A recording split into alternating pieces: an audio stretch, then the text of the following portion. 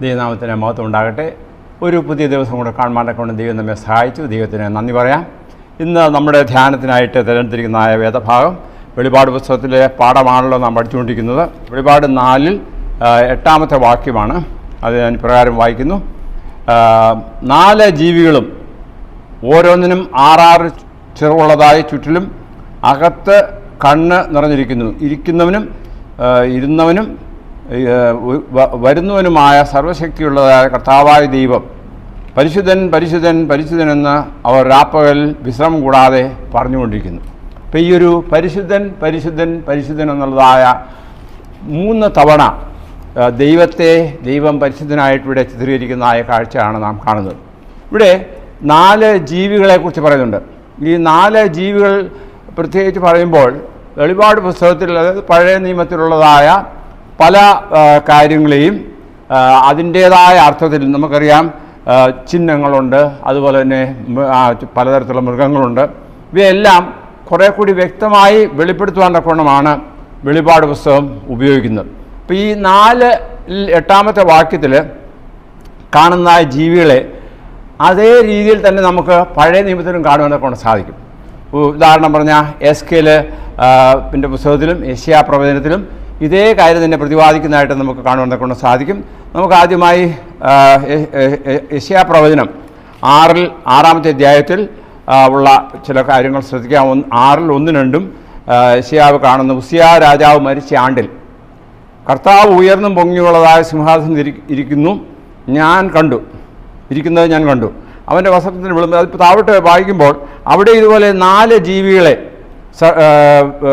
സറാഫുകൾ അവൻ ചുറ്റും ഓരോരുത്തരും 6 ചിറകുണ്ടായിരുന്നു, 2 കൊണ്ട് കാൽ. അപ്പോൾ ആ ഒരു ചിത്രീകരണം ഇവിടെ നമുക്ക് ഈ യെശയ്യാ പ്രവചനത്തിൽ കാണുവാനൊക്കെ സാധിക്കും. അവിടെയും അതുപോലെ തന്നെ ഹെസ്കേലിൻ്റെ പുസ്തകം നാം പഠിക്കുമ്പോൾ 1-ാമത്തെ അധ്യായത്തിൽ തന്നെ ഇതിനെക്കുറിച്ച് ആ പ്രവാചകനും, അതായത് ഹെസ്കേൽ പ്രവാചകനും എടുത്ത് കാണിക്കുന്നതായിട്ട് കാണുവാനൊക്കെ സാധിക്കും.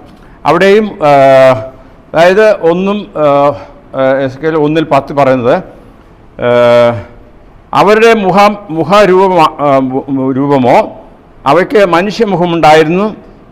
4 വലതുവശത്ത് സിംഹമുഖവും ഇടതുവശത്ത്, അങ്ങനെ ഇതേക്കുറിച്ച് അതും പറഞ്ഞു വരുമ്പോൾ അവിടെയും ഈ പറയപ്പെട്ടതായത് വെളിപാട് പുസ്തകത്തിൽ കാണുന്നതായ അതേ ചിത്രീകരണമാണ് നമുക്കിവിടെ കാണുവാനൊക്കെ സാധിക്കുന്നത്. ഇവിടെ ഉദ്ദേശിക്കുന്നത് അതായത് പല പ്രതീകങ്ങൾ, അതായത് ഈ വേദപുസ്തകത്തിൽ കാണിക്കുന്നുണ്ട്.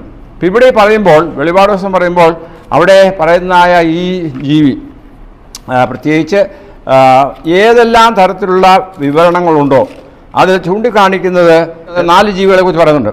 അപ്പോൾ ഈ 4 ജീവികൾക്ക് 6 ചിറകുണ്ട്, അങ്ങനെ പല ഡിസ്ക്രിപ്ഷനുണ്ട്. അതെല്ലാം ഞാൻ വിവരിച്ച് പോകുന്നില്ല. പക്ഷേ അതായത് ഇവിടെ കാണിക്കുന്ന മറ്റൊന്നുമല്ല, അതായത് സർവശക്തനായ ദൈവത്തെയാണ് ചൂണ്ടിക്കാണിക്കുന്നത്.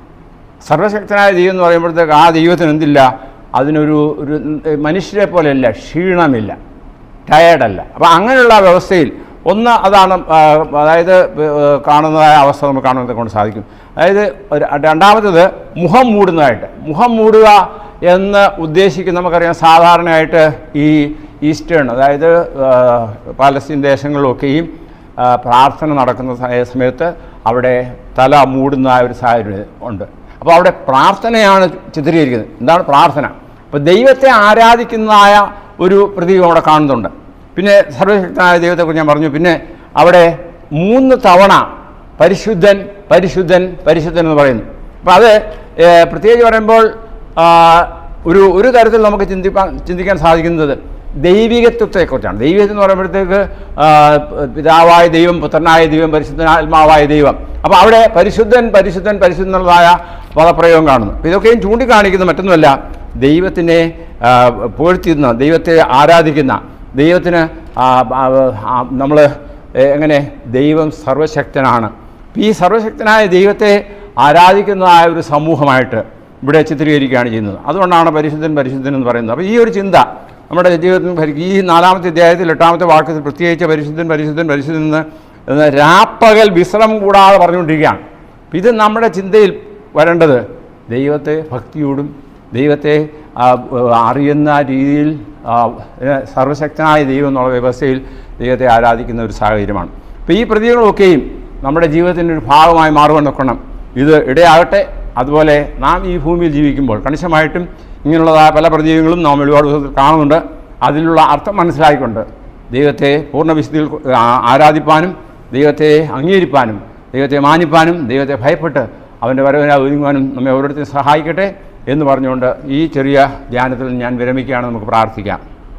ഞങ്ങളെ വളരെയധികമായി സ്നേഹിക്കുന്ന സ്വർഗീയ വാഴ്ത്തപ്പെട്ട ദൈവമേ, മഹത്വമുള്ള സന്നിധിയിലേക്ക് അതേ അങ്ങ് സർവശക്തനാകുന്നു എന്നുള്ള ചിന്തയോടുകൂടി അടിയങ്ങൾക്ക് അങ്ങേ ആരാധിപ്പാനക്കൊണ്ട് ഞങ്ങളെ സഹായിക്കണമേ. കുറവ് ഞങ്ങൾ ക്ഷമിക്കണമെന്ന് ഈ പാൽക്കാലം തുടങ്ങുമ്പോൾ അവിടുത്തെ സന്നിധിയിൽ ഞങ്ങളെ തന്നെ താഴ്ത്തുന്നു. അവിടുത്തെ നടത്തിപ്പിനായി പ്രാർത്ഥിക്കുന്നു. കരുണയുള്ള താഴെയുടെ ആവശ്യങ്ങളെല്ലാം അറിയുന്നു. അവിടുന്ന് അങ്ങയുടെ വരവിന് ഞങ്ങൾ ഒരുക്കണമേ, മറ്റുള്ളവർ ഒരുക്കാൻ സഹായിക്കണമേ. സകലവും യേശുവിൽ കൂടി താഴ്മയോടും വിനയമായി ചോദിക്കുമ്പോൾ കൃപയോടെ കേൾക്കുമാറാകണമേ. ആമീൻ. ഒരു ദിവസം, നല്ലൊരു ദിവസം നിങ്ങൾക്ക് നേരുകയാണ്. സർവശക്തനായ ദൈവം നമ്മെ അനുഗ്രഹിക്കുമാറാകട്ടെ.